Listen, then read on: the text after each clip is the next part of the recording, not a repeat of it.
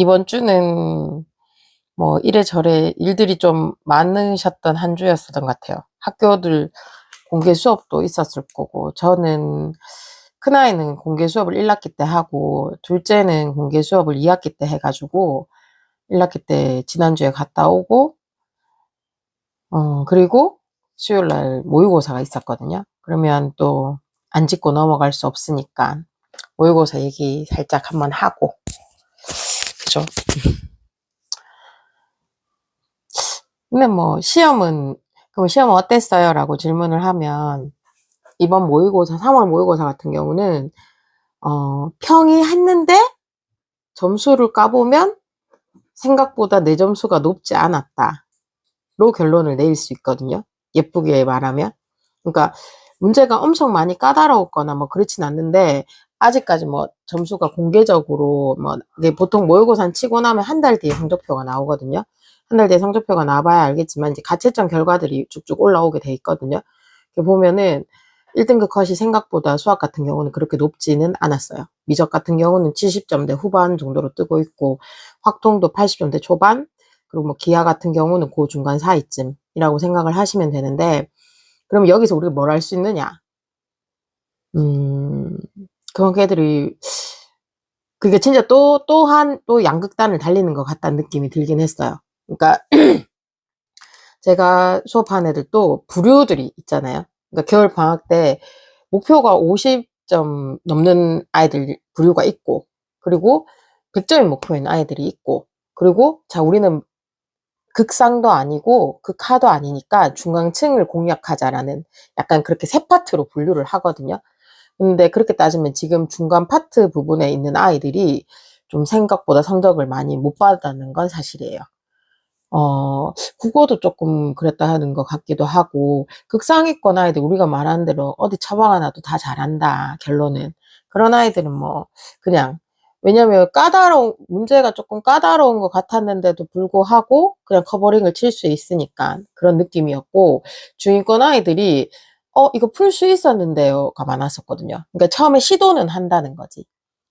그러니까 이게 약간 킬러 문제가 없어지면서 약간 그런 추세가 조금 돌긴 하거든요. 옛날에는 말 그대로 킬러라는 게 딱 존재를 해버리니까 어차피 이건 내가 못 푸는 거야 라는 게 맞거든요. 근데 이제 킬러 문제 배제라는 타이틀을 원체 많이 걸다 보니까 그러면 킬러 문제를 배제한다는 건 변별력을 없애겠다는 말이 될 수밖에 없잖아요.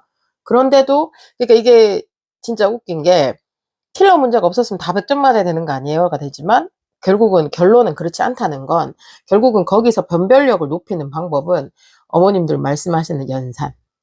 근데 여기서 말하는 연산은 1 더하기 1이 2라는 연산이 아니거든요. 그러니까 풀이하는 과정 안에서 그냥 약간의 산수 실수들이, 그러니까 옛날 문제는 그냥 어려웠기 때문에 그냥 죽어라 하는 문제가 나왔으니까 그냥 나랑 친구가 아니야. 깔끔하게 포기하면 되는데, 최근 들어서 이제 작년부터 시작해서는 약간 문제 트렌드가 할 수 있을 것 같아요. 그런데 자꾸 가다가 중간에 산수가 말리는 거지. 그러니까 약간 산수를 볼 때 우리가 이제 그러니까 연산, 그러니까 어머님들이 그 연산이 제가 누차 말씀드리지만 1 더하기 1이 2라는 게 연산이 아니거든요. 그러니까 똑같은 연산적인 작용을 볼 때도 머리를 쓰면서 연산을 해야 된다고. 그러니까 누구한테는 1초 컷이고 누구한테는 30분이 걸리는 게 돼버리거든요. 그러니까 이번 문제 같은 경우도 좀 그런 문제들이 몇 개 있긴 했었어요. 그런데 어차피 목표가 50인 아이들은 문제 난이도랑 크게 상관이 없거든요. 그런 아이들 같은 경우는 반칙이잖아요. 그럼 얘들은 일단은 2점, 3점을 목표로 일단 안 틀리는 연습을 하는 게 맞단 말이에요. 그런 아이들은 어차피 킬러 문제는 지금은 배제하고 접근을 하는 거니까 대신에 얘들한테는 그 100분이라는 시간을, 그러니까 50점 미친 아이들은 보통은 시험 칠 때 많이 엎어져 잤단 말이에요. 일단 먼저 첫 번째 안 자는 연습을 해야 돼. 말이 쉬워 100분이지 100분이면 1시간 하고도 40분이잖아요. 일단은 그 내가 주어진 문제, 목표점이 이제 50점 이상이 된 50점에서 60점 사이인 아이들 같은 경우는 2점, 3점을 내 혼자 스스로 힘으로 풀어서 안 틀리는 연습을 해야 되는 거거든요. 문제를 푸는 거랑 또 점수를 맞추는 거랑은 다르단 말이에요. 그러니까 그런 식으로 이제 겨울 방학 때 고3들을 이제 분류를 나뉘어가지고 이제 접근을 한단 말이에요. 그렇게 되면 이제 아까 말씀드렸듯이 이제 50점이 목표인 아이들은 뭐 문제 난이도가 어떻고 저떻고 얘들은 등급이 지금 중요한 게 아니고 나에 대한 약간의 성취감이 중요한 거거든요. 내가 일단 겨울 방학을 통해서 공부라는 걸 해서 점수를 획득하는 연습부터 시켜야 된다는 거지. 그러니까 이게 중위권이 엄마 등골샷이라고. 될 듯 뗄 듯 하면서 안 되고 또 포기할라카이 아깝고 또 할라카이 아도 디고. 그래서 오늘은 그런 주제로, 왜냐면 지난주 같은 경우는 시험이 있었으면 어머님들이 이동이 굉장히 많거든요. 불안한 거지.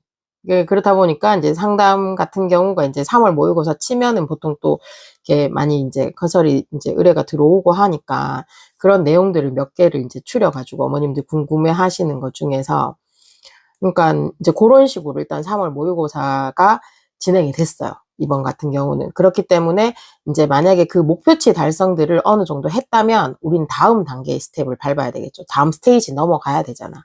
그러니까 계속 2점, 3점을 맞출 수는 없잖아요.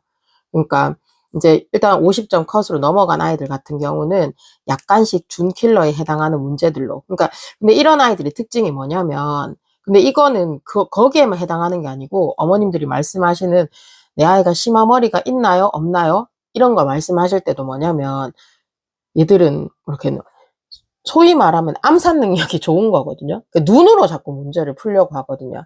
근데 약간의 준킬러가 들어가거나 하게 되면 결국은 써야 돼요. 내가 쓰는 과정 안에서, 그러니까 수학은 절대 문제를 푼다라는 느낌으로 접근하면 안 되고 문장을 보고 내가 해석을 하다 보니까 우연일치로 그냥 답이 나와야 돼. 그런 과정에서 내가 도구를 사용하는 거거든요. 그림을 표현할 수도 있고, 그러니까 그래프를 이용해야 될 수도 있고, 표를 작성해야 될 수도 있고. 그러니까 한 줄 한 줄 한 줄 한 줄 쓰다 보니까 그냥 답이 빠지는데요. 이런 느낌으로 수학을 접근을 해야 되는데, 무작정 대놓고 이제 하위권 있는 아이들 같은 경우는 문제를 풀려고 덤비다 보니까, 그러니까 조금 길어지면은 그냥 하기 싫어지는 거지. 끝까지 답을 안 찾아내니까. 그런데 이 솔루션의 방법은 일단 먼저, 근데 그러면 일단 자기가 먼저 욕심이 생겨야 돼요. 그러니까 공부는 결국 지가 한다는 말은 기승전결 정답이 맞거든요. 그러니까 본인이 이런 문제를 약간 자극을 주면서 일단 한 번 정도는 자기 혼자 풀어내는 그런 기회를 한번 마련해 줘야 되거든요. 그러면 이제 바보 도 터지듯이 아하라는 게 딱 나와. 그러면 어느 순간부터 시너지가 확 퍼질 수 있거든요. 그 기간까지 가는 거가 굉장히 좀 험난하긴 해요. 특히나 밑에 점수에 있었던 아이들이 그 점핑하는 구간 자체가. 그러니까 그 기간인 아이들이 이제 정책이라고 불리는데, 자, 요 기간 때 우리 어머님들이 보통은 이렇게 말씀을 하시거든요. 애가 너무 힘들어 해가지고 옆에서 지켜보는 게 너무 안타까워서 어떻게 해야 될지 모르겠다라고 말씀을 많이 하시거든요. 그러면 저의 대답은 버티시라고. 애가 힘들어 한다는 건 지금 성장을 하고 있는 거라고. 그렇잖아요, 어머님들. 잘 생각해 보세요. 그러니까 그러니까 병아리가 알에서 깨어 나오는 것도 그 알을 깨기 위해서 크랙이 생기기 전까지는 굉장히 많은 무수한 쪼을 거잖아요. 똑똑똑 해갖고 계속 그걸 깰 거잖아요. 그게 한 번에 탁 해갖고 탁 깨지면 정말 좋은데 그렇지 않잖아요. 근데 그걸 우리가 알아서 부화해주지 않잖아요. 그러니까 토종닭이라고 하는 거는 지가 알아서 깨고 나와야 튼실한 병아리가 돼서 닭까지 갈 수 있는 거잖아요. 그러니까 그 기간을 어머님들이 좀 기다려 주시고 버텨 주셔야 되는데 엄마가 너무 애신대요. 그러니까 옆에서 이제 끙끙 앓고 그 짜증은 짜증대로 내고, 그리고 또 요즘 어머님들 뭐 다 봐주실 수 있잖아요. 능력이 있으니까.